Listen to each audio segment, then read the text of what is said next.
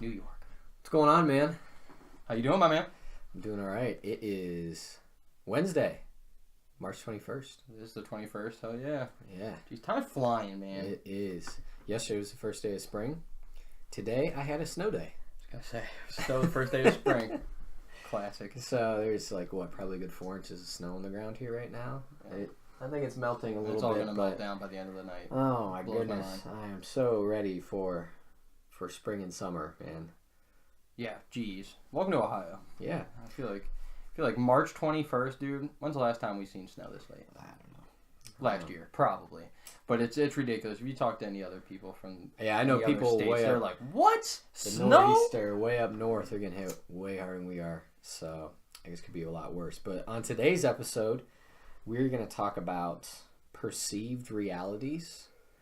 We'll be dishing on our top 5 sports moments of our lives.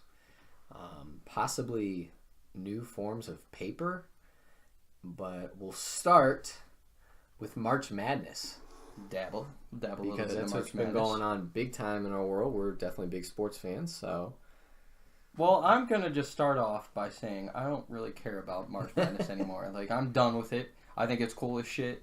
I'm always down for the underdog to take over. But as a fan that's trying to make money from the brackets, I'm absolutely done. And I know for a fact you might be one of the biggest college fans that I know of, especially of a certain college.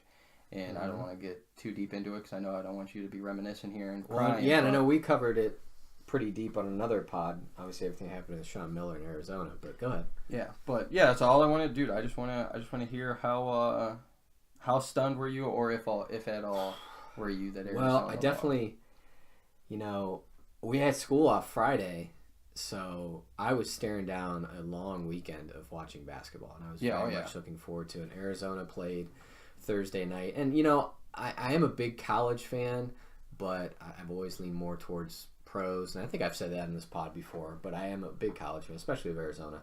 So my thought was Arizona plays Thursday night. I'll stay up watching Thursday night. They'll win their first round game easily, and then they'll play Saturday, and then next thing you know, we're in the Sweet 16. I was actually very confident that they could make a deep run, and Sean Miller could finally get in the Final Four. Maybe they could win the whole thing, just because I kind of thought the team would use that whole entire us against the world mentality. Yeah. And I just kind of thought that they would just kind of go into FU mode and just kind of roll through the field. But the Buffalo Bulls, not the Buffalo Bills, so close to almost say Bills, had other plans. And obviously it was heartbreaking. I was, pretty upset at the time. They just shot lights out. But, yeah, not the way I envisioned it going. I still went out Friday, and I pulled myself together. I said, well, you know what? I could be at work right now, so I'm not going to pout. I'm going to go out with my friends. I'm going to try to enjoy myself, watch the games. And then obviously later on Friday night, something happened that kind of, I think, shifted a lot of the weight off Sean Miller's shoulders because people are already saying, oh, is this it? Is he going to get fired? And then Virginia, the overall number 1 seed, first ever number 1 seed to lose to a 16. Yeah. So that takes a little bit of pressure off Sean Miller, or at least got people not talking about him for a day. So then that happened, and and the countless other upsets that happened. Jeez. Yeah, just unbelievable, and it happens every year.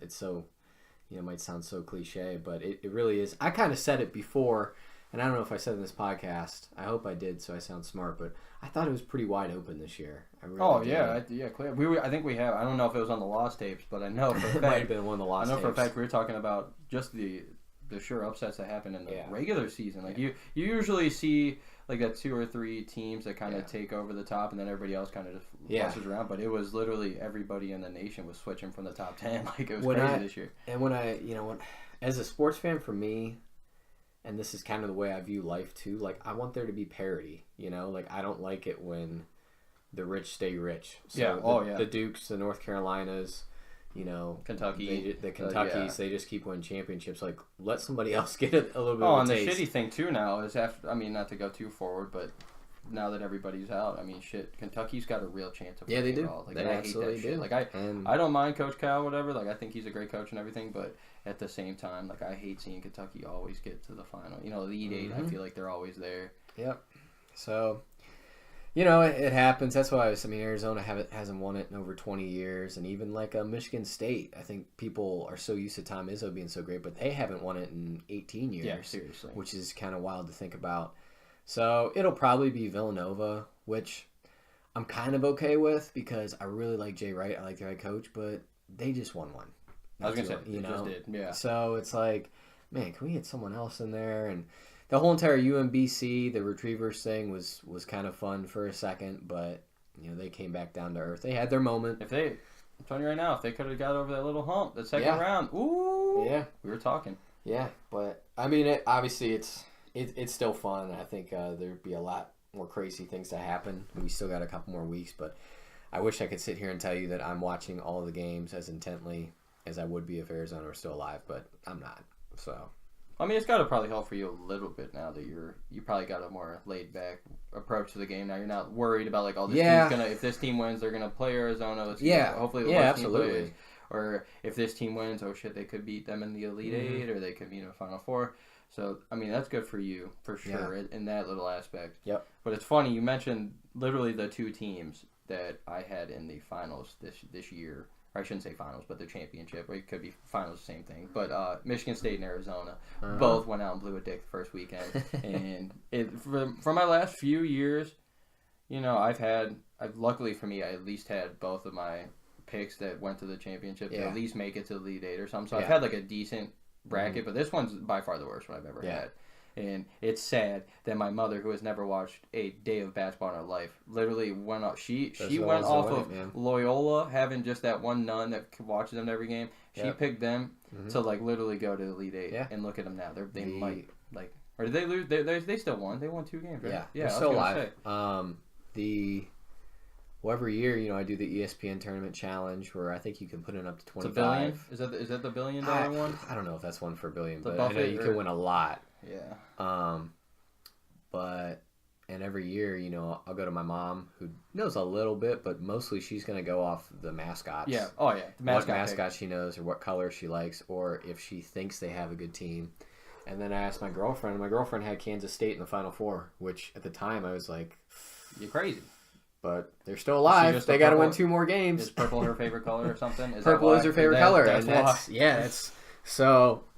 But I remember when it got down to, University of Maryland at Baltimore County, whatever it was, versus Virginia. She's like, well, what's the one mascot? I was like, the Retrievers. She's like, ooh, I want to pick them. I remember even me, which was wrong. I shouldn't have done this. I was kind of like, I don't think you want to do that. 16's never beaten a 1. How funny was that, though? Didn't your mom pick UMBC because of the Retrievers? Probably, because I thought it was real funny that it was the Cavaliers versus the Retrievers, and that's 2 of your family's biggest favorite animals, dogs. Golden Retrievers and Cavalier King Charles, so that was kind of interesting. It had a little personal connection for our family, but at the end of the day, I'm sure you're a little happy the Retrievers won. I was. That was a good moment and a good. I don't know if you saw their Twitter, but I think their athletic department, their Twitter, they really enjoyed their 15 minutes of fame. They had some pretty hilarious tweets. Oh, I fuck with them heavy because I watched their post game interview, and they were talking about how they were playing Fortnite before this. Yeah, a huge game. Yeah, I've been running that shit for a while now, and the one interview, the kid was like, "It's like your first Fortnite victory." He was like, seriously, man. And we knew we were gonna win today. One of our guys got 2 straight victories before we went in and played, and so we knew we were gonna get the dub. We were already winning earlier, so like that was pretty funny for me. And that game's literally just taking over lives, so that was pretty cool. 5th graders, man, they talk about it all the time. So yeah, it's. But dude, real quick, just one last little thing about the NCAA tournament, because I know we don't want to talk about it too heavy, but how humbling is it though, or like humbling I guess would be the right word. But how funny is it for me, or like for you too, like that every year that we have, the guys usually seem to be the ones that watch, the basketball the closest and everything, but regardless, when it comes to that bracket, and we always make fun of the girls that go off, the mascot test or the color test, but let's be real, they have just as good a shot as we do. Like if you really, it's hilarious. Nobody knows, and that's why it's one of my other than the World Cup and everything, but like I think it's one of my favorite playoffs for a sport, just because you never know what could happen. Like usually with NBA and stuff, we have a pretty strong idea. I think it's got to be. I know we touched on this as well. The unpredictability of it, and I mean that's why like that March Madness, it is copyrighted. Yeah. Like it could not be more accurate. And I think for as far as annual sporting events, a sporting event that happens every year, it's got to be the best in the world. Oh, it's got has to be. So. And the cool thing about it and everything too, though, is like I said, dude, you never know. And the reason I've always liked college more than pros in a little bit, like don't get me wrong, I love watching pros. They put more money into it, you make more money. But the reason I love watching college so much is because these kids literally have nothing as of right now. Like don't get me wrong, some of them have families that might get them and everything, but a lot of these kids, like if it's not for football or basketball or baseball, whatever sport they're playing, like they're not gonna do it. They're not gonna graduate, you know. And it's really cool to see these guys. They fight every single minute of the game. Yeah. Unlike when you see the pros, 9 times out of 10, these guys that have that aren't considered the best in the world, but they still get like best player of the year and everything, and you see them just die off because they get that big paycheck and they're done. And these kids never get a paycheck. Yeah. And that's like one of the only arguments that I could ever say that I do like the reason the NCAA doesn't pay their kids is because it makes them way hungrier on the court. But I still think it's one of the biggest. Motivation is not in question when you're talking about college sports. And that's why you see so many. That's why you see so many last second victories. The comebacks. And then the underdog always winning. It's awesome, man. You can't ask for anymore. Yeah, I mean it really is, and I'd say this year definitely has lived up to the billing once again. So. Yeah, hell yeah, my man. Now, did you want to transfer? Do you want to transition into our top 5 sports modes? You want to? I was thinking we might as well, bro. We already on sports. All right. We might as well. And I honestly got to say one of mine is one of the biggest college upsets I feel like that's happened in a long time. I mean, I shouldn't say a long time because I'm talking football at least. Mm-hmm. But I guess I'll name my 5th one. All right, we're going 5. Top 5. Top 5. So number 5 for you. I got like 10 written down, but I'd have to go with this one just because we're talking about. Now, I guess before we start, let's just qualify this a little bit. This is our top 5 sports moments of our life as a fan, and not necessarily that we were at these events. Which I'm gonna guess you probably weren't at any of these events. I'm at one of them that I wrote down. Okay. I was only at one, but I might not. These are just something that we were witness to live. I was gonna say I definitely went off the factor of I had to watch it. If I didn't see it live, watched on TV in person or whatever, like I shouldn't say in person, but if I didn't see it live happening, then I'm not even gonna add it. But actually, as crazy as this is, I turned it on for this play exactly. It was a late day. I don't remember what the hell I was doing, but I remember seeing this. It was just 2 years ago, I want to say. I turned it on to go to watch SportsCenter before I go to bed, whatever. Yeah. And it's the Auburn versus Alabama football game. So, I think it was the SEC title. Cause, the field goal? Yeah, the missed field goal. They took it back 106 yards. Yeah. Yep. As a fan, I should say as a hater who hates Alabama, I hate Alabama. There's no team. There's literally no team in sports that I hate more than Alabama, probably. And that's strong to say. When you talk about, that's why, to me, college football, college basketball, NFL, NBA, college football by far is last on my list. Well, yeah, like you were saying, we hate seeing the same people win every year. And it's like, don't get me wrong, I understand Nick Saban's one of the greatest coaches of all time. That's one of the greatest, winningest programs ever, especially in our times. But I respect that, but I don't give a fuck about you. Like I don't want to see you keep winning. Any chance you get to lose, I want to see it. Yep. So seeing Auburn get that because they were that was like 109 yards, 106, 106. He brought it full back. field, yeah. And what's so amazing about that play is you're watching that play, you can see the crowd. They kind of see the lane where he's gonna break it and be free. And they just go a little more nuts, a little more nuts every yard. And then you see Nick Saban like, what the fuck? Yeah. It's hard. But dude, the reason I love that so much is because don't get me wrong, it wasn't a championship game or whatever. Mm-hmm. They actually went on to lose in the championship that year to Jameis Winston and Florida State. Yeah. But just the sheer fact that the only time I've ever seen a missed field goal returned is in Madden, and seeing that in person and seeing that because that was hasn't that happened a few times since now? It has, but nothing is with implications as big as that. Right. That was seriously SEC title. I'm pretty sure whoever won that was going to the playoffs. The Iron Bowl is what they call it. And Auburn, the game before had just beat Georgia on the craziest double tip deflection ever on Georgia's head. They had an interception, went off the dude's forehead, went into Auburn's receiver's hands, just took it to the And house that was in the last second play. That was in Tuscaloosa too. Yeah, that was back in to Alabama. back games, bro. Yeah. And it was upsetting seeing him lose to Florida State, but I was a huge fan of Jameis Winston that year. So for that moment, okay, so that's your number 5. And I got to see it, so yeah, that was your number 5. My number 5 is not so much a specific moment, but it's kind of more like a series of moments. And this was, for me, one of my favorite athletes that I've ever got a chance to watch. And it was not even really an athlete that I've watched over years and years. But it was the first time I really watched soccer and the first time I really appreciated the game. And it was a 2010 World Cup. And it was Diego Forlan. Yeah, He played for Uruguay. Yeah. I fell in love with him. I didn't know a whole lot about the game of soccer. I was kind of learning as I go. I think I played a little bit of World Cup, FIFA, or is it just FIFA? Yeah, FIFA. They have I played. They have some of I'm sorry, them. I just played FIFA that year a little bit with one of my buddies, and I learned a little bit through that and watching the World Cup and how it all worked. And it's just the way he played, the heart that he played with. I loved watching him play, and there's always something to the first time you kind of, have emotions or have feelings for a sport that always kind of stick with you. And that was the first time I watched soccer, and I was like, I really like to watch this sport. And still to this day, don't get me wrong, I'm not going to sit here and act like I give you some breakdown. I don't really watch MLS. I really just, watch the World Cup. But, and then he did come back in 2014. Obviously, he wasn't at the peak of his powers like he was in 2010. I think he won the Golden Boot. Is that for the best individual player?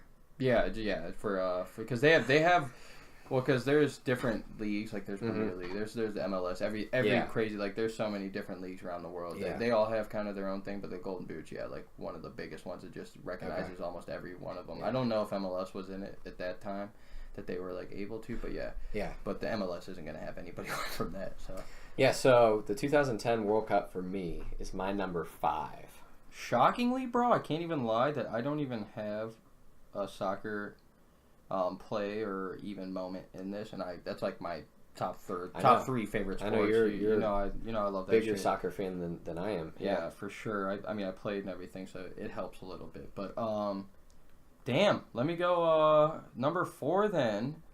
Let me go with I wrote 10 down. It's really tough to come down to 5, but ones that I've actually got to witness, and I guess I'll put this at 4 because I truly didn't care too much, other than just I love sports and respect every play for what it is. And for the NBA, I hate the Spurs, so I'm gonna go Ray Allen's Game 6 3-ball in the corner. Like, dude, okay. That was Here's my thing. moment. Here's my thing with this. You know me. I don't know if it's just because I like to go outside the box or whatever, but I definitely recognize LeBron as one of the greatest players of all time, if not the greatest athlete of all time.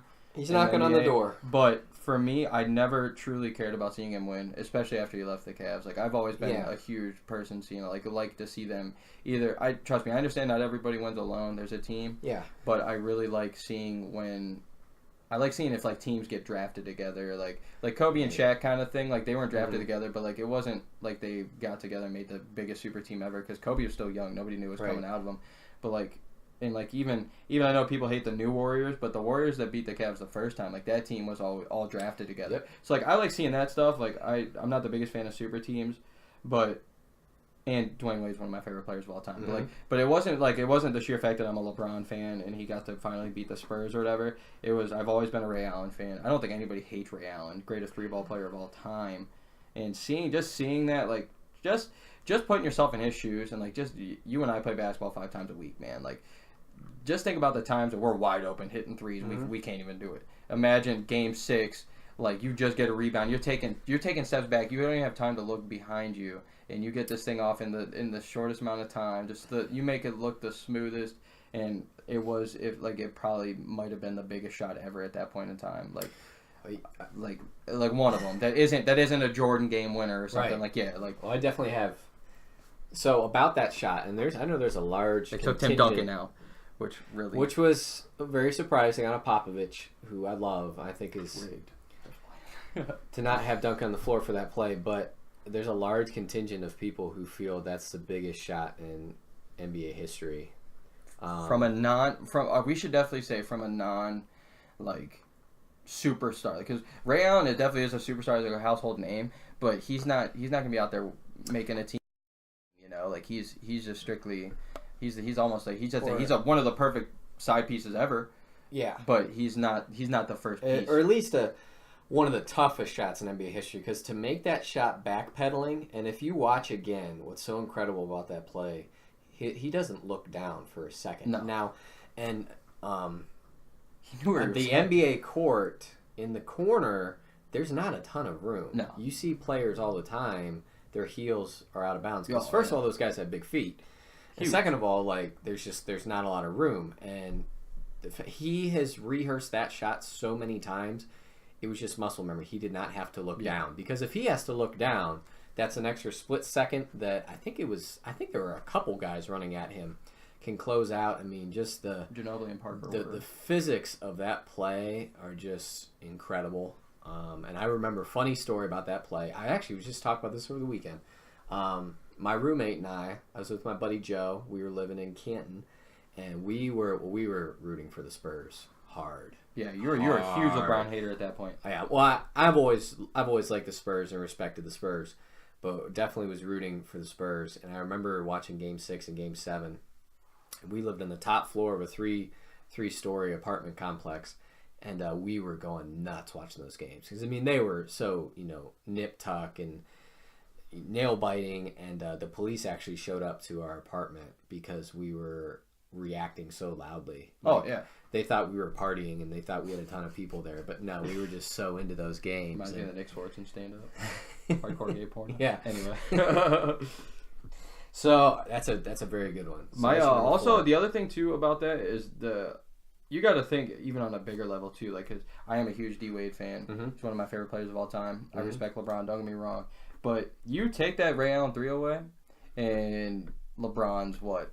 Or I mean, to that point, he's what 1 and 3 in the finals instead of 2 and 3. That would have been his 1 and 4, because he beat the Thunder. He lost to the Spurs the first time, lost to the Mavericks. Lost to the. That would have made him 1 and 3 if they would have lost. 1 and 3, 1 out of 4. Yeah, and then they lose again to the Spurs the next year.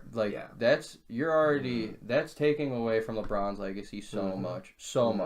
Like if I'm LeBron or D Wade, even I'm more LeBron, but because D Wade already got his, but without him, but like if I'm LeBron, every single day, like I'm probably sending Ray Allen something like, holy shit, dude, you are one of the biggest reasons ever. Yeah.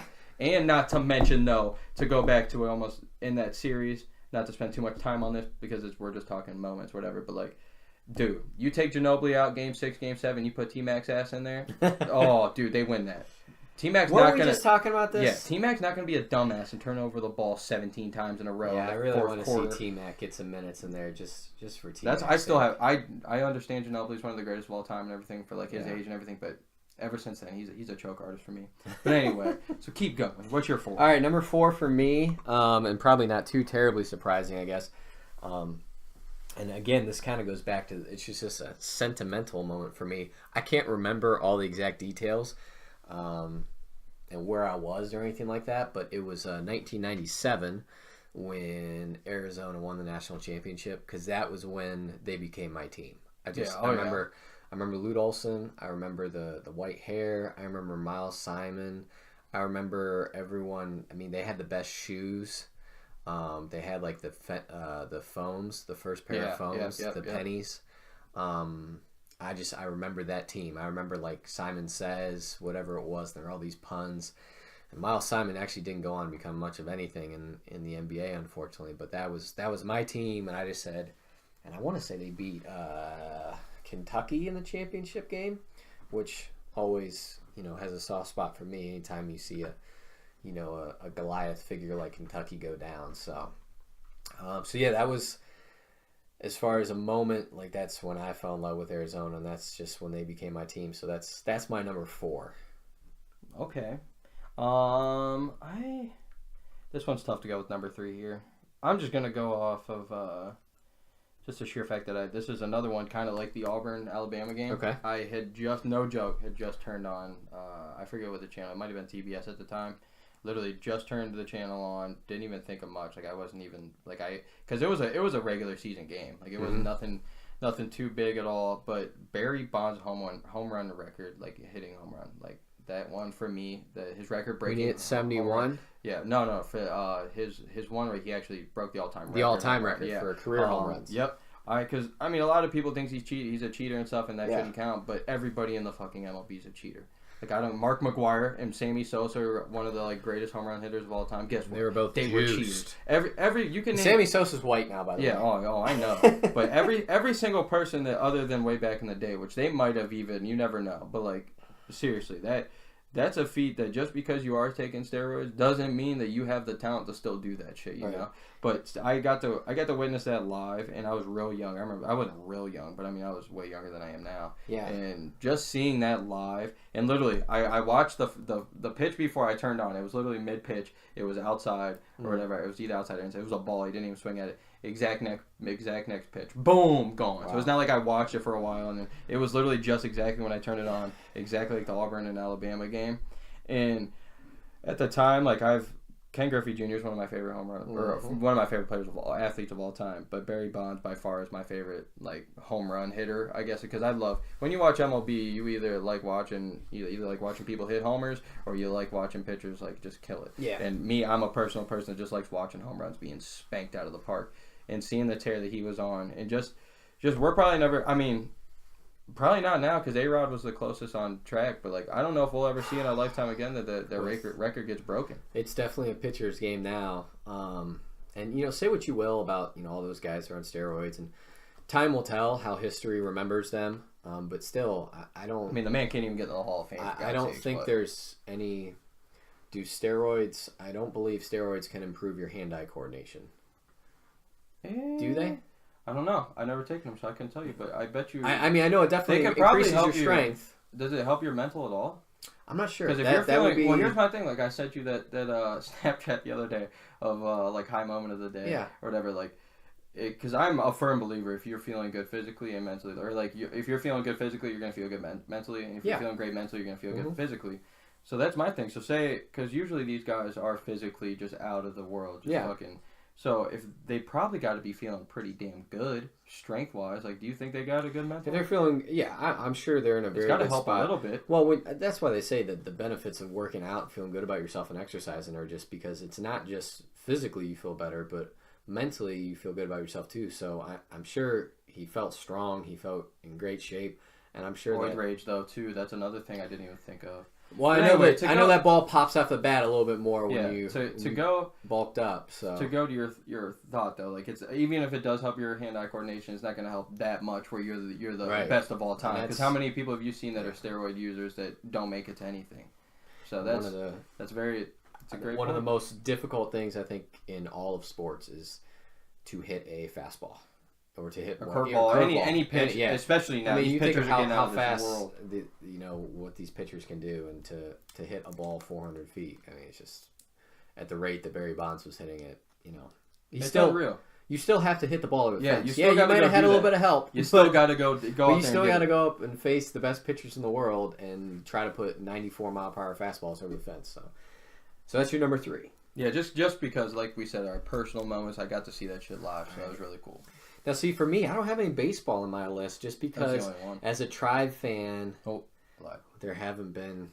We've been really close, but we haven't had like that one triumphant moment. So for my number 3, and over time, my opinion and viewing him as just almost godlike hero has maybe dwindled a little bit, because I don't think he's aged too well as far as like being appreciated, and I think he's kind of turned into a grumpy old man a little bit. But it's Jordan, 98, Game 6 against the Jazz. Yeah, that game winner. I remember exactly where I was. He might have pushed off a little bit, but you're gonna get that call. He's gonna get that call all time. Yeah, you're not gonna call that. You're not gonna call that. No. LeBron's not getting that call today. Durant wouldn't get that call. Dude, I watched it again, and honestly, man, because you gotta understand. Yeah, to us, it looks like he pushed off. But that man's so quick with his movements. I really think his hand was just on him, and he stopped on a dime. Yeah, and then that moment, I mean, to end your career. Now, unfortunately, coming back with the Wizards taints that shot a little bit. Does it? But But I think what people forget about that shot is it was 86-83, and I mean I just hearing the score of that game, it was a grinded out slow game. 86-83, they're down with like a minute to go. Jordan, I want to say, takes the ball, drives through splits like 3 defenders, lays it in, gets it down 1, and then strips Karl Malone, comes from the weak side underneath the basket, strips Karl Malone, dribbles down, lets the clock wind down, and hits that shot over Byron Russell. But I think what's incredible about that, and I know, I think Bill Simmons talked about this on his podcast not too long ago, is nobody else touched the ball for those 3 possessions. Nobody else did. That's what I love watching that with. I mean, that's athletes, man.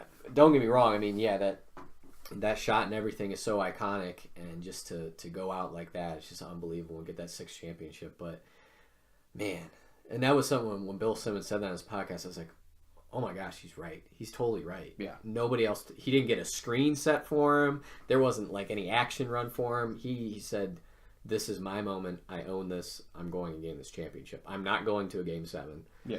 And that's number 3 for me. So. Damn. See, if I had to redo this list again, I'm probably changing it up 100% because there's so many that I completely forgetting here. Okay, well, I'm just going to let you know the ones that didn't make the cut.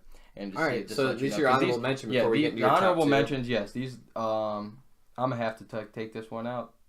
But I shouldn't just say it was the Tom Brady Super Bowl comeback just from last year, 2 years. Yeah, 28-3. Yeah, that one crossed my mind too. That was an incredible moment. I am a huge Tom Brady fan. Like I know most people look at him like I do Alabama or the Spurs. I respect Tom Brady. I definitely respect him. I think he's the greatest quarterback of all time. Just off of winning, and that's why I have Jordan over LeBron still. We talk about. And sorry to jump in here, you're good. But we talk about Mamba mentality. Tom Brady absolutely has it. What I love about Tom Brady and respect the hell out of him for, this dude was drafted 6th round. I'm pretty sure he was even a backup at Michigan. Oh, he was a backup and then came in. And he gets drafted 6th round, and he has carried a chip on his shoulder about that his entire career. He has always played like, I have something to prove. People forget. He won 1 ring. I still have something to prove. He won 2. Still have something to prove. He won 3. I still have something to prove. And man, and we talked about, guys that get paid or maybe get a little bit of success, and then it's like, I'm good. That hunger, that fire kind of leaves. But makes him that's a special person and a special competitor to do that. And I've always respected him for that. So. Man, you say his first one. People forget that Drew Bledsoe was the starter that year. He got fucked up. He got fucked like week 11 or something like that. He was like supposed to be what Tom Brady is right now. Drew Bledsoe is supposed to be that man. Tom Brady comes in, puts on such a great performance, they couldn't even take him out and put Drew Bledsoe back in. Not so much different than what Nick Foles did to Tom Brady. But they're gonna go back to because Wentz is so young still. But still, dude, to do that, it wasn't his rookie year, I don't think. Or was it? It wasn't his rookie year. But still, his first, it was basically his rookie year when coming to playing. And you take your team to go win the Super Bowl. You weren't even supposed to beat the Rams that year. They played the Rams, the greatest show on turf. Yeah. That was supposed to be the greatest team of all time. And they go out there and Vinatieri was that man. Like, I almost put down Vinatieri's 3-4 game-winning field goals. But, so the Tom Brady comeback last year, the Patriots comeback last year. All right. I would have put Game 7 Indians just from 2 years ago, technically 1. The home run that sent it into extras. The Game 7 homer. If they would have won that, of course that'd be on there for sure. And then the rain delay, right? Yeah, yep. Which probably changed the complexion of that game. It completely did. Okay. But so shit, and then now, see, this is a tough one right here. These 3, I probably should have put. These are the ones that didn't make the cut. No, these 3, one of these don't make it. This top 3 right here. Oh, okay. All right, one of them don't make it, and this one hurts me. I don't know which one to take off. I probably, because I'm just going to go off the sheer fact that I was almost too young to really, comprehend that. Yeah. And then the next year kind of goes hand in hand. I'm just going to go with the KG championship, finally getting one for 2008. The Celtics, man. The Celtics, I thought that was dope. Just... Because my favorite moment, not just the championship, was the Game 7, because that went 7 to that. Because I know the next year went 7. Did they go 7 that year? In 2008, did they go 6. They blew out the Lakers in Game 6. It was like a 40-point game or something. KG it was like probably like 3 minutes, 5 minutes left in the game. It was still kind of a tight game. Like I know it was team possession or something. KG does that pump, his little shimmy shake that he does. Mm-hmm. He got pushed down so hard. I remember it was the one-handed, like, the one-handed, bank, and then hits the free throw. Hit the backboard real hard. I know Paul Pierce won, the MVP for the series, but that was icing on the cake for KG to finally get his one and to put the ending touch on it. Just that it was, dude, he'd never do it again in his life. He literally threw a one-handed vertical on the ground, just threw it, and it goes in, hits the free throw. Yep. So I probably have to go with that number 2. But the one that I was debating on was Kobe's 2 without Shaq. Like, because I know the 3 in a row with Shaq is crazy and everything. Yeah. But I know I don't know Kobe or anything, but I know like kind of his mentality for personal mindset. Like those, he even says it in his interview with Shaq's. Like that one that I got, that 5th one, I knew I was like, yes, one more than Shaq. And Shaq said he was pissed off. That shit was hilarious. But like those were 2, and I kind of just went with the KG one just because Kobe's has 5 of them. KG's got 1. So okay, that's where I'm kind of at with it. Yeah. So Kobe getting the one over the Magic in 2009. Which should have been against the Cavs. Yeah. It's a shame we never got a LeBron-Kobe I'm finals. actually happy, though, because the Lakers still would have won that series, and LeBron would have probably cried in the finals instead of the... And then the next year, they went 7 with the Celtics, and he got that one, yeah. And he did not play well in that Game 7. No. He was like 6 for 24. He did not play well, but they got it done. That's all that matters. He played great. I felt he played great the first 6, but that 7... Yeah. Yep. So that was your number 2. Yeah. All right. So my number 1's going to shock you, by the way. Okay. You're not even going to see us coming. So a couple for me that didn't make the cut before I jump into my top 2. Yes. LeBron 07 against the Pistons, the 48 in Auburn Hills, where he just went off.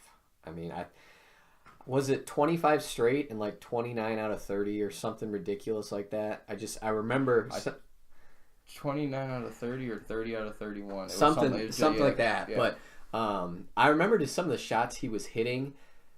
That man was on fire. You knew he was really feeling it because he was taking shots that he didn't normally take. Yeah. Like because you could just kind of tell, like, he was doing like some behind the back stuff, like pull-ups that you just didn't really see him try, like left to right, right to left. He was splitting doubles, getting to the basket whenever he wanted. It's still at that point in 07, so he's 22. His jumper was nowhere near a final product. He was still not a terribly reliable jumper. That game, though, wet. But, and that was those were no scrubs he beat. Those Pistons team was unbelievable. And I remember just carrying that team. That was Game 5, I believe. Was that not like your... If you had to pick your favorite defensive team, would it be that Pistons team? Defensive team? Ooh. I'll tell you what, that 04 Pistons team that beat the... Well, I kind of put them kind of together. Just they're in that same era, they had that same run. Prince. Those were some incredible defensive teams. Ben, yeah, they definitely... They have to be up there. And then even if you look at the Pistons, the bad boy Pistons, they can really get after defense. I felt like their offense was a little better. For pound for pound. Because don't get me wrong, nowadays the games are so much more evolved, but you didn't see other teams rely on their defense like that 04 Pistons team. They were completely fine with you having the ball. And if you remember, you don't see that often. The Cavs and the Pistons battled a couple times when LeBron was kind of coming up, and those games were in the high 70s, low 80s. Oh yeah, they were not. Yeah, and I think when the Cavs made it to the finals, I could be wrong. And this was just kind of, you can see how much basketball's changed for the last 10 years, is I don't think the Cavs had a game where they broke 80 in the finals. And obviously they went on and got swept by the Spurs, but I don't think they broke 80. And it's not that the Spurs were scoring 110 points. The Spurs were probably scoring mid-80s, 90s, but still, it was definitely a defensive-minded NBA. The pace and space that we're in nowadays wasn't quite there. So that was one of the ones that didn't make the cut. Another one for me, and not so much because I'm a huge fan of either team, but as far as from the history standpoint of seeing it happen, was 04 when the Red Sox came back 3-0 to beat the Yankees. Oh, yeah, that was I think it was Johnny Damon that hit the big one. Yeah, that was Johnny Damon.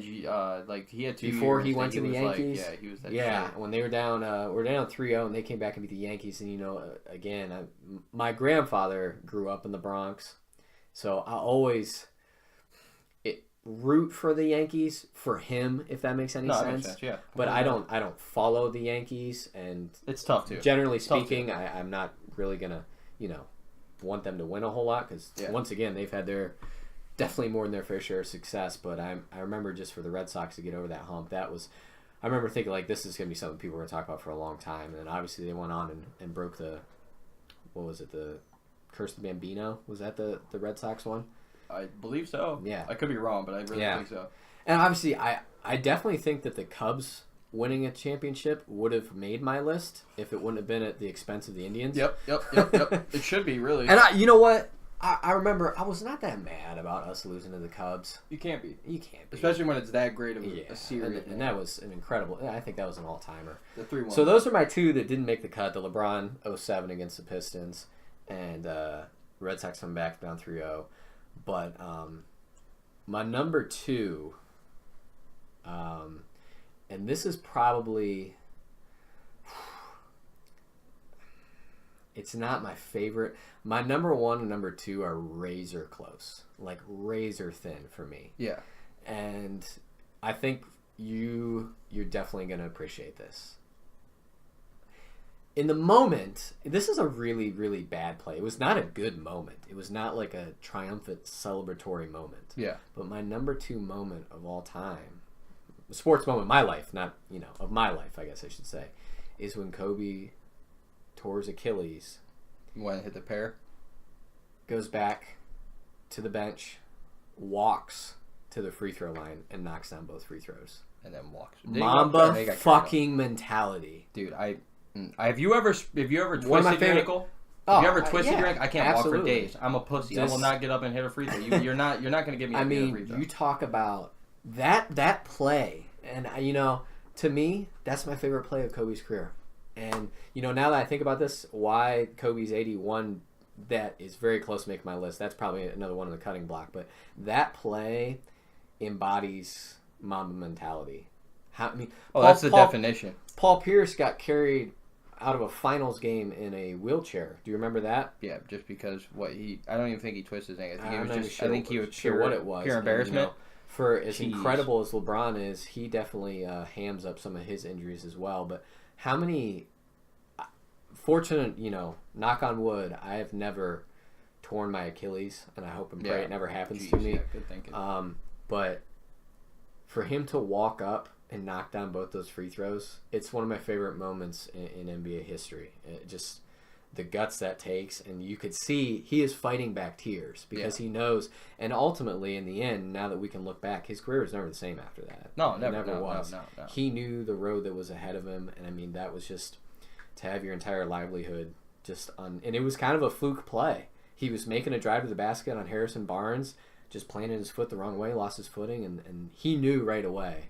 He didn't show it though. That was the craziest thing. For him to get up and knock down those free throws, my goodness. Hey, here's the thing too. That I mean, it goes without being said all the time that people are really unappreciated until they're out of the game or dead or whatever. Like my thing with that Kobe play that's being real slept on right now. I shouldn't say slept on because it's not even fair to say slept on. Yeah. Because it hasn't marinated as long as the flu game. Yeah. Dude, that play right there is way harder to do than the flu game. Yeah. I don't give a fuck what anybody says. And the flu game, now that I think the flu game has this legend that surrounds it, and I think it's supported and it's helped by the fact that social media wasn't around back then. Oh, dude, I say it all the time. Because I think that I say it all the time. Jordan was a legendary partier. So there's a chance he could have just been super hungover. Yeah. I doubt that's what happened. I think the popular narrative now is... The dude got his dad killed, man. Like, come on. I think the popular narrative with that game now is that he got, bad room service or something like that. And maybe it was, food poisoning. Or he was hungover or something. That, or maybe, maybe he did just have, a really, really bad flu. But whatever it was, that was a gutsy performance. Dude, you could tell he was digging down deep. It's really cool for me, especially being young and growing up with social media and stuff. My thing is it's kind of cool to see as like the older we get, the more we get to like really learn about backstories and stuff like Jordan, like seeing like how like he wasn't a role model like people think he is. Like if LeBron James was in the same time as Jordan, or if Jordan was in the same time as LeBron right now, people would absolutely fucking hate the man. Like, hate the man. Despite, like, the dude really got his dad killed. Like, I don't know how legit that is, but that's, like, pretty fucking legit. The dude had gambling problems. I'm going to believe that I bet you he was fucking hookers all the time. Like, from what I hear and, you know, stories I've read and heard, that he got involved with the wrong people. He owed some people money for some gambling the mob. debts. It's the mob, son. Yeah. And I think that's why David Stern kind of came to him and was like, look, we're going to hush this. You're going to go play baseball for a year, and that'll kind of be it. Now, I do honestly believe that he was... Did he go to baseball to get paid more? Did they still pay more than NBA did back then? Is that... Dude, I don't know. I don't know his contract, though. He never made it to the big leagues. He never made it Well, I know, but, like, I bet you they did some crazy deal for him to make him do it. It was not his first love. You know, at some point, someone's got to go back and do like an oral history on this. Can there be a 30 for 30 of this? The real Michael Jordan when he died, please, please, because I know he won't sign off on it now. But holy shit, could you imagine that? Well, imagine, you know, Michael Jordan was my hero growing up, and I was 6. Everyone's hero. He's a favorite basketball player. 6 or 7. I think I was 6, maybe even 5 when he announced his retirement. So I vaguely remember that. But I definitely remember him playing baseball in the next year or two after that, and he was a god to me. He was a god. And I remember my mom saying, though, as I got a little bit older, was, you know, he was a skirt chaser. Yeah, dude, yeah. You know, there was a story about I think it was the one year during the playoffs, he was seen in like Atlantic City Casino at like 4 a.m. the night before a playoff game or something like that. I've heard some crazy stories about But the thing is, he doesn't get away with that nowadays because everyone's got a camera phone, everyone's going to report, and you're the biggest star on the planet. Biggest mogul on the planet. Yeah. For real. Yeah. That's my one thing that like everybody's harsh on LeBron with like they think he's not the greatest or whatever, but like dude, like but the man's got his shit together. He is a PR mastermind. Yes, and that's it. Instead of out here getting his dad killed for owing a bunch of money, the dude making a billion. The exact opposite. All right, so we got a little bit off topic. That's okay. Oh, this is the reason we do it. Maybe there's someone that's listening that didn't know that little thing about MJ, but or any of the other stories we really said. So all that being said, we are at our number 1 top sports moments of our lives. I'm just gonna as a fan. Number 1 for you. I'm just gonna rename my first 4 real quick. Just right. Auburn, their missed field goal return against Bama just 2 years ago or 3 years ago. Okay. 4 was Ray Allen's game 6 3-ball that eventually took them to overtime, and then they won that game. Clearly went on to Game 7 to win. Game 3. Just off the sheer fact that I watched this live again, like the Auburn-Alabama thing, Barry Bonds' record-beating home run, like all-time record-beating.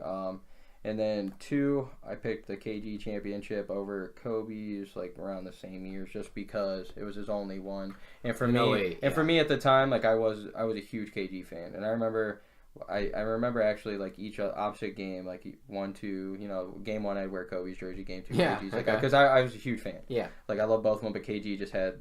Like he didn't have the championship yet, so that's the reason I loved him. And then my number 1 that's gonna surprise the fuck out of you, and it honestly surprised me. But I took myself back to that exact moment, and I know I've never been as hyped or nervous or anything watching any sports moment ever in my life. And it's John Jones' first UFC title ever. Okay. He was the youngest kid to ever win a championship. He beat Shogun Rua, who, by the way, at the time was like one of the gods. Just had beat Lyoto Machida, just knocked him out. Yeah. And you got this little 22-year-old kid coming in, John Jones, who his first strike that he throws on this kid, on Shogun Rua, it was like, he's been known everywhere in Pride, everything. He's a champion. He's like real respected. The first thing this dude throws is a flying knee. Like, dude, it hits him right in the chest. This dude made him made him tap. Like, that's the 22-year-old kid made this a legend tap to strikes. And just seeing the pure dominance, and I know it's crazy that it seems that my top 3, I got Barry Bonds and John Jones, who are getting in trouble for steroids or whatever. But just because you do it, and I feel like, and I listen to so much MMA news and kickboxing news and everything like that. I know basically everybody's on steroids at least before USADA came in, and just like we were saying about Barry Bonds, just because you are doing steroids doesn't mean you're the greatest still. Right. And just I remember watching. I was in my dad's basement. I think I had just turned 16. I just turned 17. I had all my friends over. We used to throw $5 down. I have a bunch of friends over, like six friends, whatever. Yeah. We'd all throw $10 down. Maybe have some other friends over, whatever. And dude, I remember being so fucking hyped. Like I've never been so nervous in my life. But seeing that man go out there, and actually any other time he fights, really, every fight that because he's won every single fight since. And he's the only time he ever lost was disqualification. But every time I watch that man fight, I don't know what it is, but I feel like it's like my brother or something going in there to fight. Like I get that nervous. Like it's dude, I love it, man. Like woo. Well, once again, I mean, I can just tell and listen to you. It's like when I was talking about the Kobe play a minute ago. Like you could probably feel the hair in the back of your neck standing up because you can take yourself back to that moment. And that was probably for you, I'm guessing, right around the time when you probably started to fall in love with. No, I had already loved it for years. Like, or was that like one of your first big moments? No, that was just because John Jones was my favorite of all time before that. Because actually on my 16th birthday, I think he fought his second fight in the UFC, and he actually might have been third. Actually, now I think about it, but it was his first loss, his only loss. He put such a fucking dominant performance on Matt Hamill that I fell in love with the dude ever since. Like I was like, this dude's gonna be the greatest fighter of all time. I don't give a fuck. And I had just been watching it for a year at that point. And to see him actually go on and become the greatest fighter of all time, I don't care what anybody says. He's the greatest fighter of all time. He was an absolute most specimen. Dominant dude. It's not like he's even like you're saying. He's not like he's LeBron James where he's just this athletic freak. I know he's tall and he's got like the longest, one of the longest reaches ever. But like the dude, like his brothers are in the NFL. Like if it wasn't for fighting, he wouldn't have been in the NFL. Like he was a great wrestler, but like he's not this like. This specimen that you're like, holy fuck, like this dude's gifted as fuck. Like you see him, like he is gifted. Don't get me wrong, he's a fucking party. Yeah. But like seriously, like he put the work in. He had to like find himself, and that's the really cool shit. To turn that talent like LeBron, like because most people, you know, that have that height, they've grown with height. Like they're pretty much pushed through a certain sport, basketball, the rest of your life. If you're jacked, you're a huge dude, you're pretty much pushed through football. So it's almost like you didn't find it; it kind of found you. And like I don't know, but that's probably, if it's not for Kobe Bryant, John Jones is definitely my favorite athlete of all time. Hands down. Like MMA is my number one sport now. Like I really wasn't that big of like, it wasn't like my top 3 or anything. Yeah. But ever since I've been training Muay Thai and everything, and like I actually just got my blue belt over the weekend. Yes. Congrats. But, yeah, dude. Like ever since like I've actually seen how like experienced like how tough it really is. Like actually, hopefully, I'm gonna have a few fights here soon. But like what I'm saying, like dude, to actually like go through just striking in general and just like seeing how like. I've never been so nervous or afraid in my entire life, like or on edge, like, cause that's high consequences, you know. Like basketball, you miss a shot, oh well, you get another one, you know. If that kid scores on you, get another chance to stop him. Right. MMA, man, or Muay Thai kickboxing is what I technically do. Dude, you fuck up one time, you're getting knocked out. You're taking a shin to the face. You're you know you're breaking your nose. You're out. You know. Or even jiu-jitsu, like if you fuck up one time, you're getting in a choke, and if you don't tap, if it wasn't for that ref there, like you're dead. Like you're done. Yeah. Like that's the cool shit that drives me like woo boy, gets me hyped. But anyway, you're number one. Sorry for taking that time. You're good. That was a very big moment in my life. If you didn't at least get a little hyped about it, I'd be a little worried, bro. Because if it's your number one moment of all time, so that's seriously it. Woo! So for me, and again, I'm sure you probably know this before I say it. I'm wearing a hat of the moment right now. Oh yeah. I knew it was gonna be your number one. I hadn't heard it yet. When the Cavs won the 2016 Finals, and the combination. I mean, obviously the 3 plays. You know, the block, the shot, the stop, whatever it might be. LeBron's block on Iguodala, Kyrie's shot over Steph, and Kevin Love locking up Steph Curry. I mean, maybe locking up's a little bit of an exaggeration, but he put the effort there. The effort was there. He buckled down, played some really good defense, and contested a shot. I mean, I don't even think he hit the rim with the shot he took. But what makes that so amazing, and you know, being that Cleveland sports fan, and I know there are Cleveland sports fans that are much older than me that had not seen a championship in their lifetime. You kind of start thinking, is it ever going to happen? Am I ever going to have that championship moment? You're talking about a Browns fan right now. Yeah, and I mean, I remember I went to the watch party. So I was in Quicken Loans Arena watching the game So I just always told myself, if a Cleveland team is ever in that situation to win a championship, I just have to be in the city. You know, obviously, if you can be at the game. I think every single person in Ohio was in that city that night. Yeah, I mean, I was even in the damn city, and I don't even care about the Cavs. And like, if you can just be at the game, awesome. But if not, just be in the seat. I just wanted to feel it, Just be around a bunch of And people. what makes that so incredible is obviously the joy of winning a championship, and LeBron fulfilling his promise, and just how cold blooded some of those plays were. What makes that so sweet? It was against the Warriors. Dude, you want to know? You want to know what my takeaway is? Hate the Warriors. Dude, This is actually one of my favorite parts about myself, and like, because there are some times that I'm like, shit, it's kind of upsetting not having like a favorite team or anything, Mm-hmm. but like, because like I see all my friends and everything, you guys are like diehard for the Cavs or diehard for certain teams, but for me, I've always just been just a pure fan of the sport. Not to sound like that average person that says they know sports or whatever, but like I truly just love watching the little details in the game, because like my favorite thing about myself on a basketball court, like I know I ain't shit, like I'm not good or anything, but my favorite thing is just like I try to acknowledge the small things that people kind of forget about, and it's my takeaways, man, where we cannot forget that the Warriors were up a little bit and Steph threw that dumbass behind the back pass to and Clay. If Clay was wide open, if Clay caught that, that's another three. That's another. I think they were going to go down 3 or 4 possessions at that point. Like, it could have been a blown out game.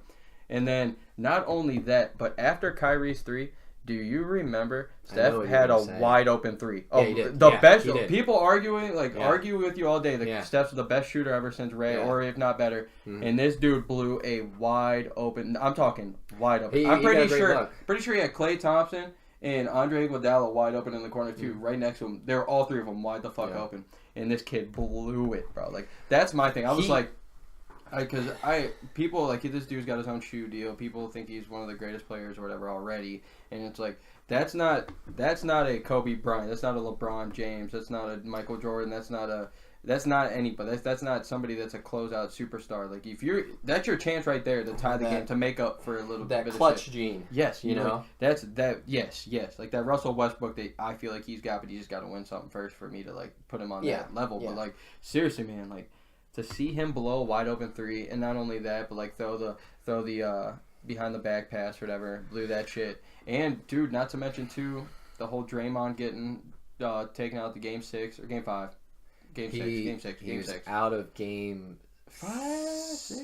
It was game 5. He didn't play. Yeah, that was it. But they would have. That could have been the 4-1 right there. And then because it was in Golden State, they probably would have won that one if Draymond's playing. Wow. And then, not to mention that too, though. Or no, they might have been in Cleveland. No, which one? No, because it goes 2-3 and then 1-1. It went 2-2, 1-1-1. They changed it a few years ago. Oh, okay. Yeah. So, okay. Well, never mind. But then game 6, wasn't that the one that Steph like got that tee and like fucking completely looked like his mouth baby back bitch? Yeah. Mm-hmm. Like, I felt like that game right there was when the Cavs won it. Like, the same thing with Game 6 when Ray Allen hit that three. Why aren't they going to win in overtime, and why aren't they going to win in Game 7? It's so hard to come back from that one. Like, it's too late, because that's the same way. As soon as it hit 3-3, you're like, it's over. They're going to win. I remember being outside the stadium, Quicken Loans Arena, for the watch party, Game 7 to go in. And, I mean, my close friends, and this is probably just what I've been conditioned to feel like, being a Cleveland sports fan, growing up in Northeast Ohio, is I lean towards a sign of being pessimistic when it comes to sports. Like, oh man, this isn't gonna go good. This is gonna have just seen this happen too many times. But I remember just feeling strangely optimistic. I was like, we're gonna win this game tonight. Yeah. I it's the first time as a Cleveland fan with those stakes on the line that I felt like that. Like, we're gonna win tonight. We're winning this game tonight. Well, dude, even if you don't, you just went 3-3. You took that thing back to 3-3. Yeah. You've never once been. Nobody ever has taken a 3-1 to Game 7. I'm pretty sure. Not only win. To beat that team, and there's a couple things that I think history books kind of forget about with that year. Well, obviously they don't forget about the Warriors going 73-9. Oh, greatest team of all time, which means nothing if you can't win a championship. Do you remember? It was like one of the last plays of the game. LeBron had the dump off from Kyrie. And, I mean, he was going to just hammer it home on Draymond, but got fouled. Yeah. The only thing that could have made that game better is if he would have put that dunk down on Draymond.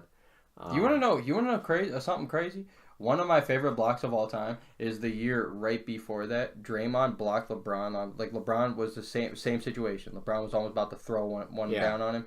And Draymond came out of nowhere, fucking swatted him straight up, 1-on-1, blocked his ass. Like that was one of my favorite blocks of all time. Because I'm a Michigan State fan, I love Draymond Green, bro. I don't give a everybody hates him. We could not feel more different. Everybody hates him, but dude, but here's my argument to that. If he's on the Cavaliers, he's if without LeBron, like or if with LeBron. If you take LeBron away, that's your favorite player ever because he's so fucking passionate about his team, and dude, that's why I fucking love him, man. He might be a ball kicking bitch sometimes and whatever, but that dude is game at all times. He's a tiny motherfucker, plays the best defense you can possibly play. Like he's a dog. He's the X factor of that team. Maybe not now with KD. You can go with anybody on that team with KD. Like you could take Clay away, you're still gonna win. You can take Steph away, you're still gonna win. Or you could take Draymond. But before that, they're not beating that Cavs that first year without Draymond. And dude, not to fucking mention his game 7, bro, 36 or something. I think he went like 32 and 15. He was a monster. A monster. Yeah, probably the best game of his career. Scoring wise, yes. He's had some crazy like 2020 game or not 2020, but like 20 rebounds, a certain amount of blocks, certain amount of assists. Like he's not about scoring, and that's another reason I love him because that's not my game either. I don't like to score them. I don't give a shit. I love passing. So Draymond, I mean, he's an incredibly talented player. A lot of those Warriors players are. That's my thing. I can't stand when people say they hate a certain player. You got to respect him. So you just say you don't like him on the court. I respect him. Man, do I hate him. I got to be the same. I got to be the same way with Tim Duncan because I'm a KG guy. I don't like Tim Duncan. I used to say I hate him, but that's not fair. He's a winner. Yeah. And just the last thing I'll say about that, another thing that people don't talk about anymore, which I think is just an absolute travesty. Steph Curry won the MVP that year. And it was his second year, back-to-back MVPs. Do you remember he won that MVP unanimously? Yeah, which is the first time in NBA history. And that was the other reason I remember that missed 3 so much is because it's like you don't. So you're telling me unanimously this guy is better than every other player in the league? That like no one else can get a vote, but that played a factor. Dude, here's my argument with the MVP, most valuable player. Mm-hmm. That should be the one person on that team, like that should be one person in the NBA that if it wasn't for that player on that team, they would be absolutely nothing. That's why I get pissed off when LeBron wins it in Miami or whatever, because like, dude, guess what? They're still going to make the playoffs. They're still going to be a really good team. Dwayne Wade and Chris Bosh are still a filthy duo. Ray Allen, but dude, like my other thing with Steph, anybody on the Warriors, that's a superstar team. You can't do that. Yeah. Like, dude, how can it be a Russell Westbrook last year? Like, I feel like now James Harden, it should be James Harden because you got Chris Paul. Like, Chris Paul, I'm pretty sure, is in the top 10 of MVPs, too. Like, how does that make sense? This is what I'm trying to say. I think that's an MVP, that's stupid as fuck. I don't want to hear that. Because if we're going off best player in the league, LeBron should have won that the last 7 years. But if we're talking 10 years. But if we're talking, or I shouldn't say that because Kobe, I feel like, had a few of those. But I would say LeBron's had it locked down for the last 5 years. Yeah, but what I'm saying, though, is like, dude, like that for me personally, I'm going off. If you take Westbrook off of that Thunder team last year, they're not even making the playoffs. They're not even close to it. They're probably the worst record ever. Like seriously. And then they're bad. You take James Harden. You take James Harden off any of the Rockets teams the last few years, other than this year, they're absolutely nothing. You take Dame Lillard off that Trailblazers team, absolutely nothing. You know, like that's my argument. What's always interesting to me is I've always viewed, and this, I mean, not to go on like a basketball purist rant here, but I think the greatness of a player is measured by how great he makes his teammates and how great he brings out the best in his teammates. And LeBron does that. You have to have your individual moments where you take over. Don't get me wrong, but LeBron's the best of all time doing that. Russell Westbrook, as incredible as it was that he averaged a triple-double last year, did he make his teammates better? Absolutely not. I'd say guys got worse.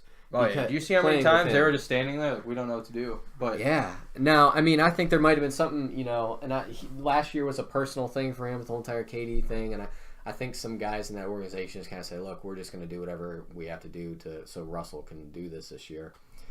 But I can't sit here and say that he made any of his teammates better. And I mean, he might have, though. You got to think, like, seeing somebody going off all the time's got to get you going, though. Yeah. Like, especially at the end of the game. Like, look at, dude, actually, I'm going to take that back. I think he did make somebody better. And I think it might have been only one person on that team. But he made Steven Adams one of the best big men in the league. He turned him from one of the worst that I thought. I used to think he was going to be the shittiest player ever. And then seeing him be like he's Russell Westbrook's consistent 2 ever. in these last few years. And Yeah. it's dude, you can't tell me Steven Adams hasn't got 20 times better. I think Steven Adams is just that good. I'm really high on Steven Adams, but he does get a lot of dump downs from Russ. I mean, it helps. It absolutely helps when you're playing with a guard that can get into the paint, the teeth of the paint, anytime he wants. I think Steven Adams is really good. Well, shit, but here's another one. One, though. Then you got Victor Oladipo coming from there last year. Look how good he's playing, or he was playing in Indiana. I think he's playing that good because he's not playing with Russell Westbrook. Well, that's what I'm saying, though. My man's feeling free. It might not make him better at the time, but he definitely learned stuff, and it definitely drove him to be like, okay, I never want to be in a situation I'm never going to be down the road, again. it planted the seeds. I definitely... But, like, compared to a LeBron James, where he literally makes everybody around him play better. I mean, how many guys in the NBA have gotten contracts because of LeBron? Either the contract to play with LeBron or the contract after they played with LeBron. Every number 5 guy in the team down. Yeah, every single one of them. Pretty much. I mean, James Jones, Mike Miller. I would say like their last 2 or 3 years in the NBA were because James of LeBron. Jones was on LeBron's team for this last 6-7 years, and then you had Mike Miller only left for 2 years and then came back with him, or 1 year. Left 1 year to go to Memphis, came back with him. He got J.R. Smith paid. He got Tristan Thompson paid. Who Tristan doesn't deserve any of it. But you're right, 100% correct on everything. Holy shit! But no, I've always said it, bro. I thought LeBron's been the best. I don't know if he does it intentionally, makes people the best like that they can be, or I don't know if it's just that sheer factor of holy fuck, I'm about to play with LeBron James. Like, look at Larry Nance right now and Jordan Clarkson. I've always been high on them. Yeah. But you see him in that Lakers team, they definitely didn't play as good as they are now. And then now that they get to finally go, holy shit, I'm on a LeBron James team. I get to watch the best player in the league. I'm just gonna go out here and have fun because all he's asking me to do is like 75% of what I truly can do. So like, dude, hell yeah. I think it really is to be around greatness like that, and LeBron's court vision and passing is incredible. I mean, he's one of the best. Dude, incredible. He's got to be the best playmaker of all time. I mean, say what you want about best player of all time. I mean, and I'm not ready to say he's there yet, but he's got to be the best playmaker. Let me hit you with this real quick. Let me hit you with this, and you tell me if you take it or leave it. How about this? So, other than I want to say probably other than maybe 4 years in a row when Chris Paul was at his best, even Chris Paul now is kind of decent, but he's got James Harden who plays point, so I won't. And I think Chris Paul's lost his step. But other than about 4 years that Chris Paul was like in his prime, is LeBron the best pure point guard in the league? If you put him at point guard, name one person that was consistently better than him at passing or setting shit up, other than Chris Paul, because Chris Paul's pretty fucking great. Pure point guard, saying other pure, and I'm not talking the Russell Westbrook scoring, Steph Curry shooting. I'm not talking Dame scoring. I'm not talking John Wall's ability to take it to the rack. I'm not talking Kyrie's handles, because Kyrie can't pass worth shit, or he can now with the Celtics, but he never was before. He wasn't a good playmaker. So like, I'm talking straight up pure point guard, as in we're talking old school point guard, Steve Nash type shit. Yeah. It's got to be LeBron, and it's because he's such a threat to do so many other things that, I mean, he has you at his absolute mercy. Dude, he's filthy, man. And John Wall, there's a stretch where John Wall's been real high on the assist list, but he's never had a consistent outside jumper. That's what I'm saying. So if he's not hitting his jumper, you can kind of take things. And John Wall's defense is absolute poo. I don't like it. But LeBron, like his jumper's steady now. I wouldn't say. He's getting older. He's gonna be Vince Carter here soon. Yeah, with jump shot wise. He's extended the 3-point range, so it's like when he's knocking that down. I mean, he's got you on your knees. I mean, it's whatever he wants to do to you. Yeah, he's gonna do 100%. Which it's just in year 15, 33 years old. I mean, he's played how many thousands of minutes? It's incredible, just incredible. And I really hope. I know we can move on after this, but I really hope people don't take LeBron for granted. I mean, we already. I know people do, but I try really hard. Like when you just watch him, just the greatness of being able to see someone like that, and growing up here in Northeast Ohio, to where I've seen him a lot more than probably the average fan around the country, around the world. I'm at the point now where it's just I'm just trying not to take it for granted. Dude, just last take on this too, because we're like I just said about the Jordan thing and Kobe and everything. People take you for granted until you die, or like until you're gone. And it's definitely funny how it's gonna happen. But dude, how more impressive has it been to you? Because I can't even lie, man. These last 2 seasons, seeing LeBron James play has been has been the deciding factor of me now saying that he's the greatest athlete of all time. Like, NBA wise, in the NBA, he's the greatest athlete of all time. But I wouldn't say he's the. Because my thing is, do you want to take best career or do you want to take best athlete? Because if we're talking best career, you can't go wrong with 6 for 6 in the damn championship, or you can't talk about you can't even be close to 11 rings. Yeah. Like you can, I don't know. It's so hard to do the cross era comparison. But dude, to see how good and how much better he still continues to get, and how old he is now. Like he's not old, I wouldn't say, but he's old for an NBA career. That's old, bro. Yeah. And like to see somebody still, we've never seen it. We've never seen somebody put on this hard, if not harder, in the last few years. Than like Kobe went hard too, but like truly Jordan. like. Sorry to interrupt. No, you're done. No, I was gonna say. I mean, like seriously, Kobe definitely went hard and everything, but like he wasn't always as dominant as LeBron was, like because LeBron's been dominant for how long? Kobe's body. Kobe's Kobe though. Kobe's Kobe, but he's not that. He's not 6'8", 300 or 285 pounds, whatever. Jacked. Like he's not blessed like that. But still, he made the money. He's one of those guys that had to work for his career. Jordan had to work for his career. Like LeBron definitely had to work for his career, but like he physically, like what else could you possibly want in a basketball player or a football player? Put him in football. Like put him in any sport, and that's the perfect body. And you can't say that about anybody else. Yeah, I mean he's rewriting the book on what it means. He wrote the book. We thought there was a book, and there was not a book until he came along. Yeah. Just he's changed the game. I mean, for 20 years now almost. I mean, if you go back to when he really got on when he was on the map, is sophomore, junior. I think his junior year in high school is when he was in the Sports Illustrated cover. Yeah. And that was 2002. Was that the one with Sebastian Telfair? Who they thought he was going to be good too. Yeah. But he was So we're talking that's 16, 17 years where LeBron has been, I mean, just right there front center. I mean, he has lived up to all the hype and exceeded it. Dude, and actually, it was on my list, but it wasn't anywhere close to actually making the top 5. But my favorite sports moment ever, like actually witnessing in person, was just that T-Wolves game in February, just last month, where he had he had that block on it was turnaround game winner over Jimmy Butler. He had the block on him to go into OT, and then he hits that game winner in OT. Dude, that shit was filthy. I was 15 rows back from that hoop that he actually hit on, so it was dope. It was one of the greatest things I've ever seen live.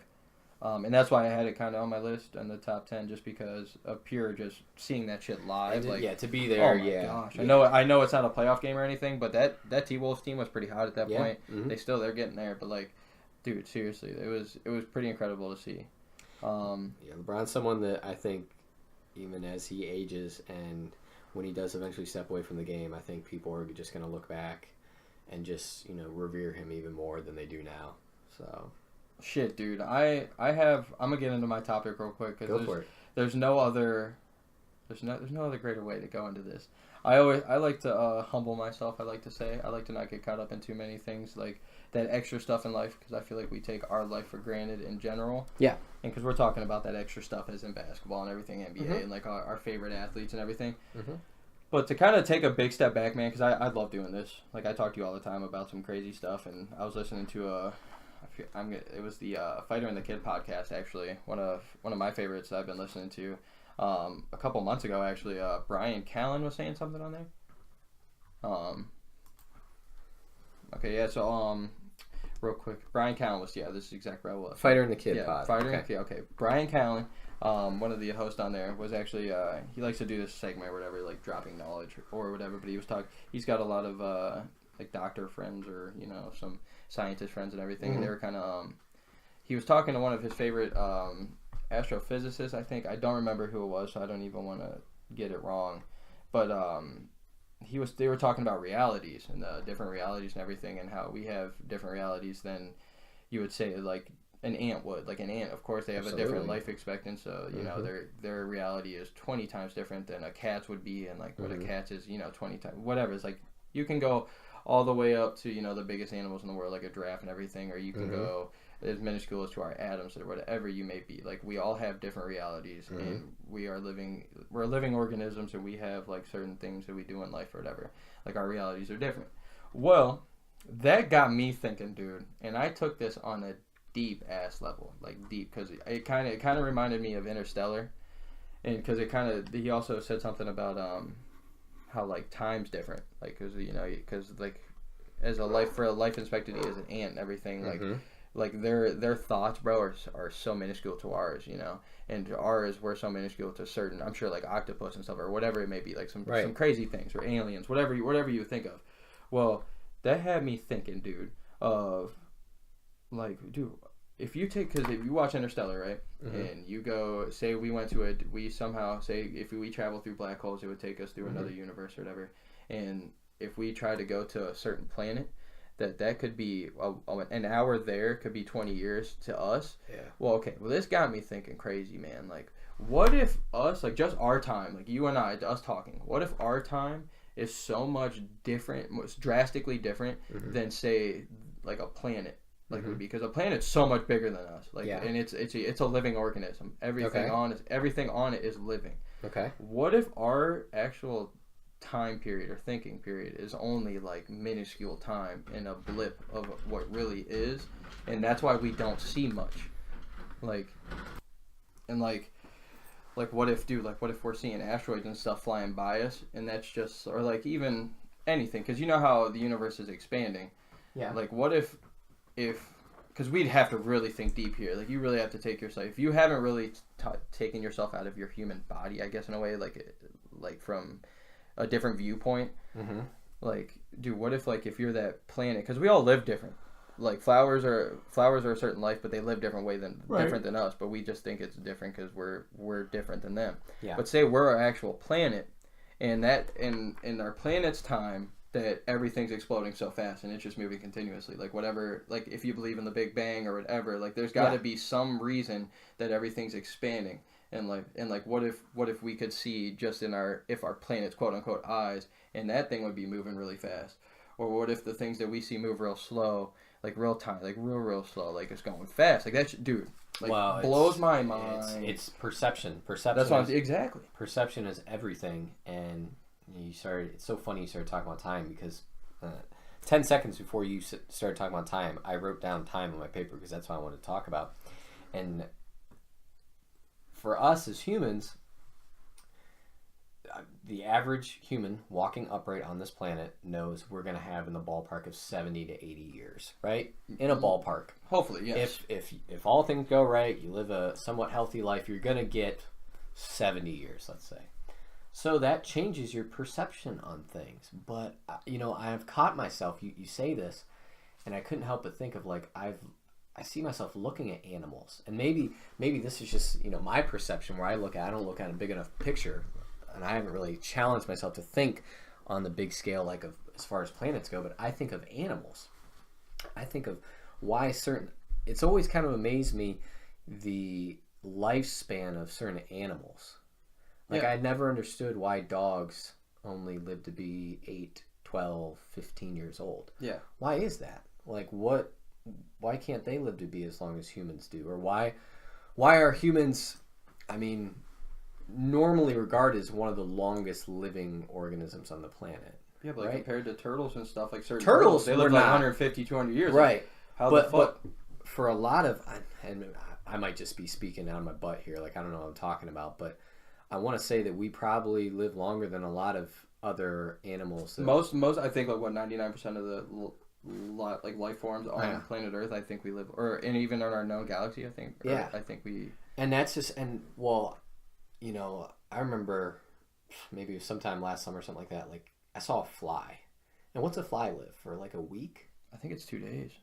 Yeah, probably. You might be right. Maybe it's like 2 or 3 days. Yeah. So what is going through that being's brain? Exactly. That's what I'm saying. This whole first of all, I can't imagine that that organism, that being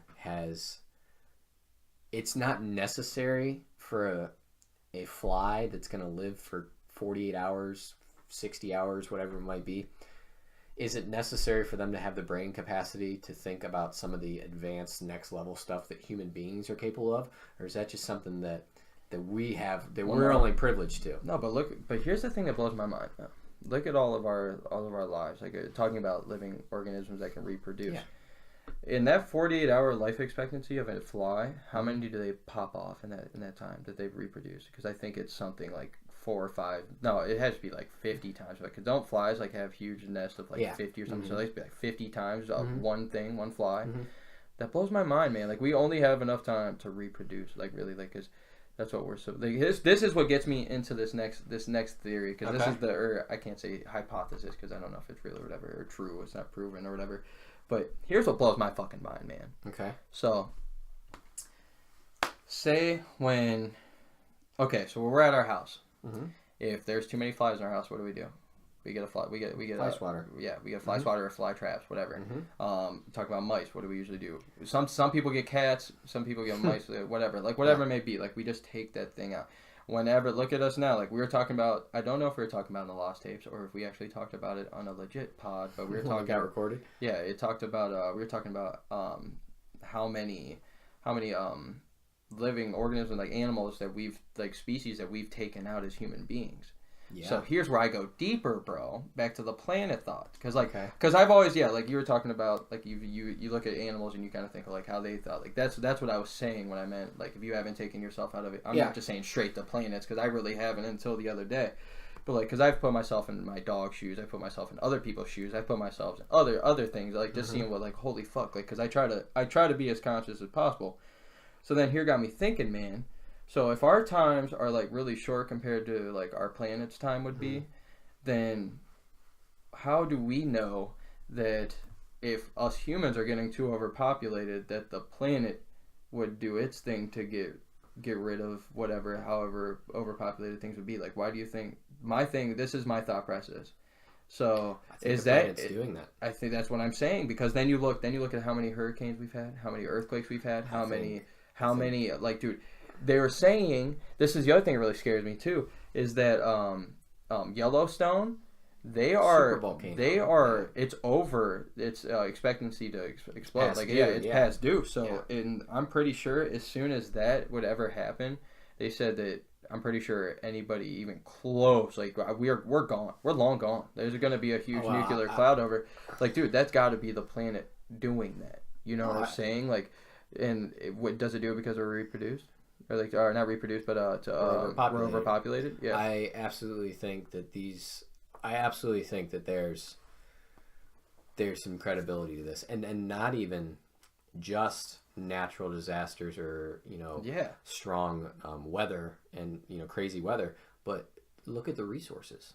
Dude, think about how many people have a hard time getting clean water. We have 2 bottles of water in front of us right now. Yeah. Think of how many countries, how many millions of people have a hard time getting clean water, have a hard time getting good access to healthcare, have a hard time getting good food to eat, have a hard time, staying warm enough during cold nights.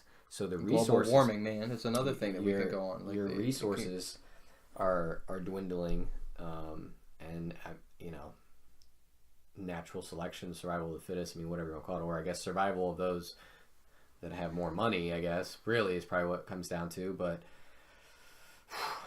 I don't know. Dude, it gets you thinking too, man. Absolutely. Like, if you got to think, if you're a planet, you kind of got to be. You can be in charge of your like the oxygen levels, or like any crazy thing that you can possibly think of.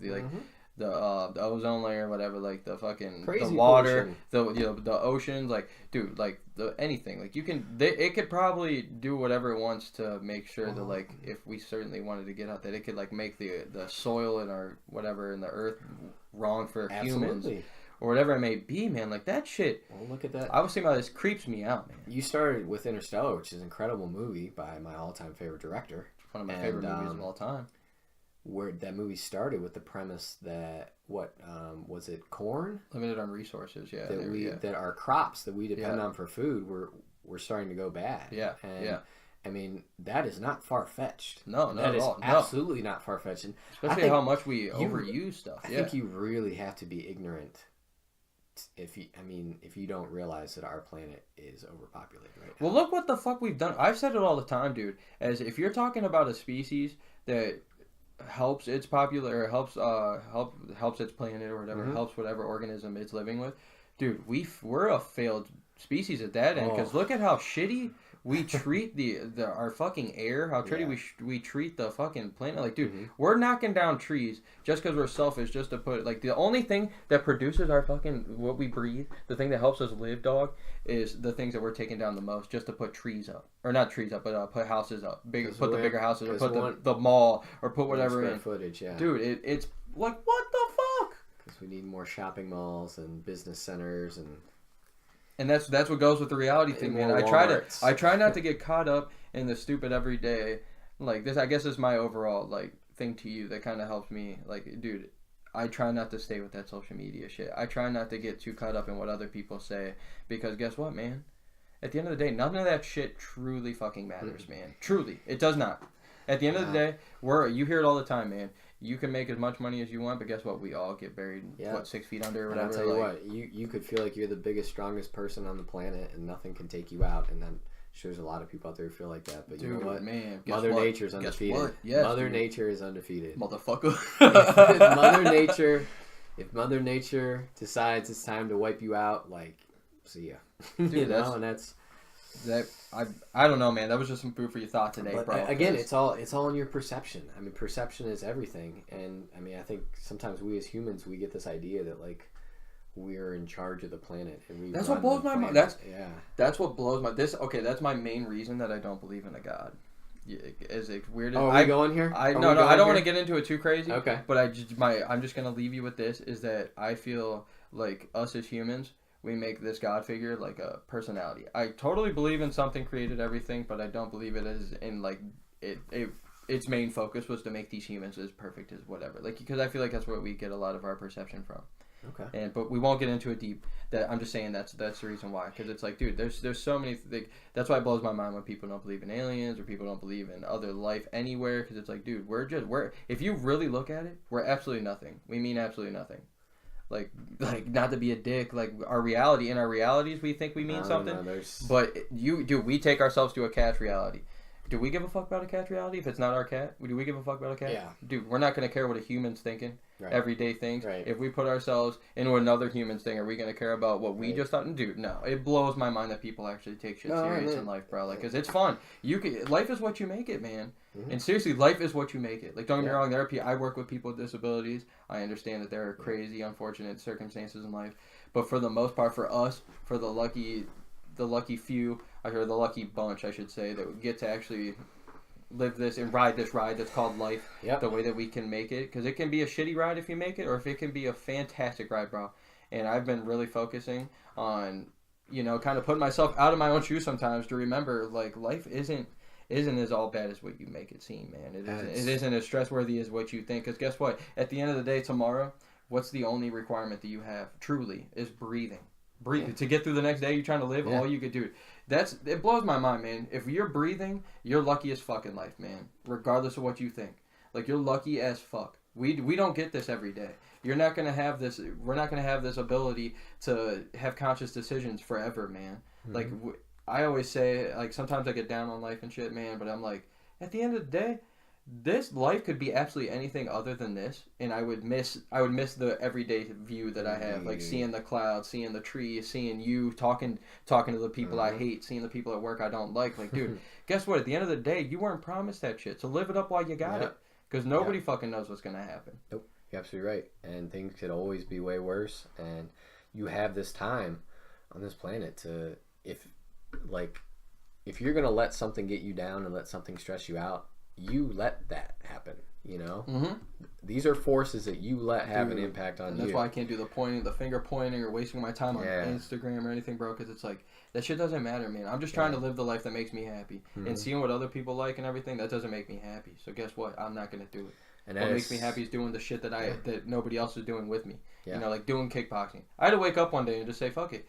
I used to just wait for people to do things for me in life, and I'm like, fuck it, why? What the hell am I doing? I get one little life. I've always thought UFC and MMA and shit was cool, but I was like, dude, like, I'm never going to do it. And I'm like, why wouldn't I do it? Like, I literally only get one life. I'm not going to wait till my next life, because even if there is a next life, I'm not going to remember it. So, like, at this life, like, so why not live it up? And that is your perceived reality, and you recognize that there are forces much bigger and more powerful than you that are in movement that Dude, it can take you out like it's not like we take out a fly. Yep. To go full circle to the fly. Yep. But dude, I wanna just hear on a good note, because I know we got to get off here soon. We got to get going because it's been extra long.